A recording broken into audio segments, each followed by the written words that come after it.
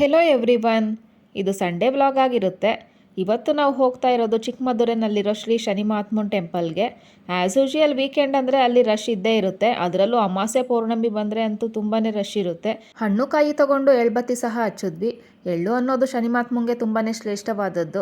ಕರಿ ಎಳ್ಳನ್ನು ಕರಿ ಬಟ್ಟೆನಲ್ಲಿ ಕಟ್ಟಿ ಅದನ್ನು ಎಳ್ಳೆಣ್ಣೆಯಲ್ಲಿ ನೆನೆಸಿ 9 ವಾರ ಶನಿ ಮಹಾತ್ಮನ್ ಟೆಂಪಲಲ್ಲಿ ಹಚ್ಚೋದ್ರಿಂದ ಶನಿ ದೋಷ ಇದ್ದರೆ ನಿವಾರಣೆ ಆಗುತ್ತೆ ಅಂತ ಸಹ ಹೇಳ್ತಾರೆ.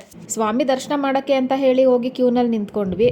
ರಶ್ ಇರೋದು ನೋಡಿ ದೇವ್ರ ದರ್ಶನ ಹೇಗಾಗುತ್ತೋ ಏನೋ ಅಂತ ಅಂದ್ಕೊಂಡಿದ್ದೆ. ಆದರೆ ದೇವ್ರ ದರ್ಶನ ಅಂತೂ ತುಂಬಾ ಚೆನ್ನಾಗಾಯಿತು. ಎಷ್ಟೇ ರಶ್ ಇದ್ರೂ ಅರ್ಚನೆ ಪೂಜೆಗಳನ್ನ ಈ ದೇವಸ್ಥಾನದಲ್ಲಿ ತುಂಬಾ ಚೆನ್ನಾಗಿ ಮಾಡ್ತಾರೆ. ಗಾಡಿ ಕೀಗಳನ್ನ ಕೊಟ್ಟು ಅದಕ್ಕೆ ಪೂಜೆ ಮಾಡಿಸೋರೇನೆ ತುಂಬ ಜಾಸ್ತಿ ಇಲ್ಲಿ. ವೀಕೆಂಡಲ್ಲಿ ಮಾತ್ರ ಅಲ್ಲ, ವೀಕ್ ಡೇಸಲ್ಲೂ ಸಹ ಟೆಂಪಲ್ ಓಪನ್ ಇರುತ್ತೆ. ಇಲ್ಲಿ ಪ್ರತಿನಿತ್ಯ ಅನ್ನದಾಸೋಹ ಸಹ ನಡೀತಾ ಇರುತ್ತೆ.